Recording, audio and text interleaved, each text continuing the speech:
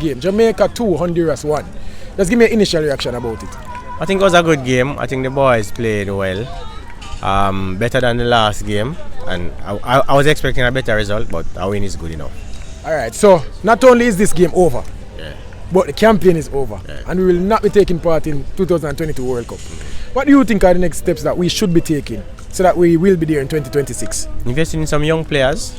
We have players who are overseas, young players who are overseas, young players who are here locally. I think we should invest in the young players to see how best we can get them forward. A lot of the other nations are doing that. I mean, if you look over the world, Europe, in South America, the young players are the ones who are coming up now, and then hopefully, I mean, a lot of the guys here now, they won't be around for the next campaign. Alright, so where did we go wrong for this campaign though? But I think too much politics in my boss.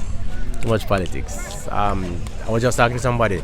40 persons went to Canada, 23 players, 17 delegates. I mean, that don't make no sense. And then players can't get paid. That don't make no sense. So why are we stressing the system like that? So alright, so we won this game. So let me know, who is your man of the match?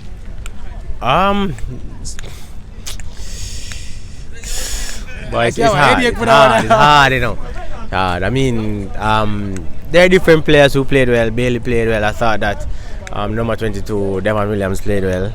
I thought that Ravel played well as well. So I don't want to call it. Alright, so that's your players of the game. Yeah. Alright, thank you for the interview, General. Respect. Alright. This or that sport.